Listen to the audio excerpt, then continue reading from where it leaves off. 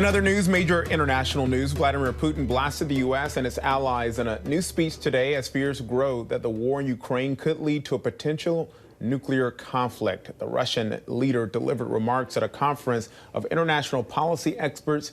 He accused the West of playing a, quote, dangerous and bloody game and seeking global domination. The West in recent years, and especially in recent months, has taken a number of steps to escalate. Well, as a matter of fact, they always play for escalation. There is nothing new here. This is the incitement of war in Ukraine. These are provocations around Taiwan, the destabilization of the global food and energy markets.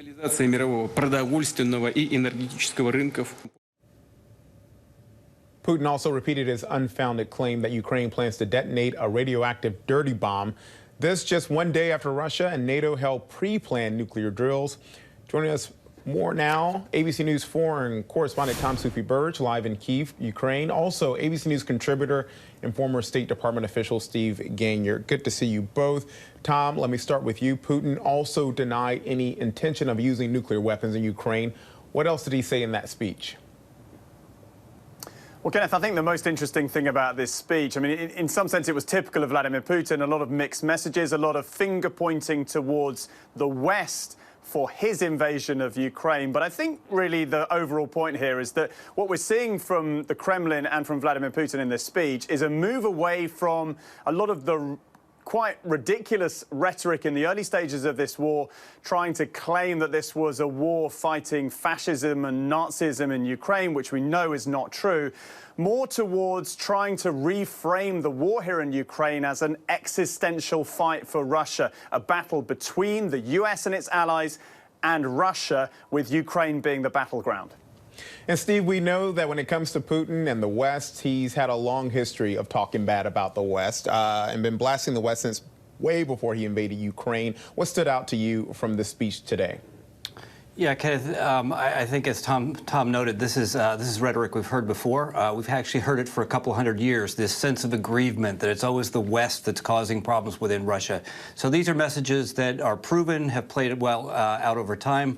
But the thing that was at least a little bit encouraging today is that he didn't take any additional steps to be more threatening than he had up to this point. So some of the rhetoric was the exact rhetoric we'd heard about this canard of a dirty bomb being assembled by the Ukrainians, but nothing there that stood out where you'd say, wow, he's ramping up the pressure, and we need to be even more concerned than we are at even days ago. And with so many adversaries, Steve, a man like that is likely looking for friends. We heard Putin mention Taiwan in that clip earlier. Is he trying to ally himself with China against the West? Yeah, remember that Xi Jinping is one of his only friends. Now, China has not been openly supportive, other than to say that we aren't going to censure Russia. But China is buying Russian oil at a 20% discount. They're buying lots of extractive goods, iron ore, things like that, grain from Russia. So China's happy to go along and pretend that they're a friend. But given that their role in the world is the second largest economy, it's the kind of friend that Mr.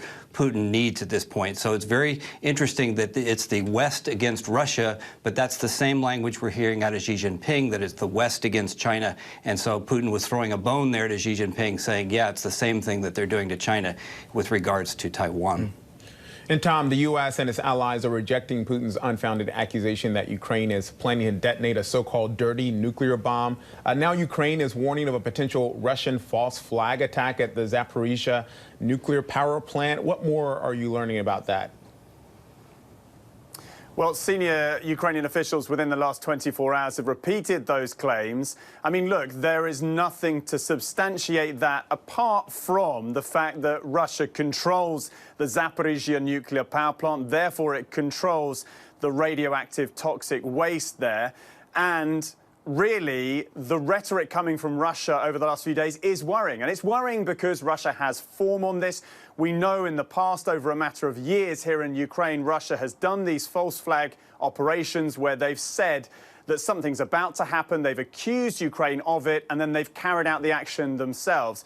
But the massive caveat to this is it's very, very hard to second-guess Russian disinformation. There's so many mixed messages coming out of the Kremlin right now.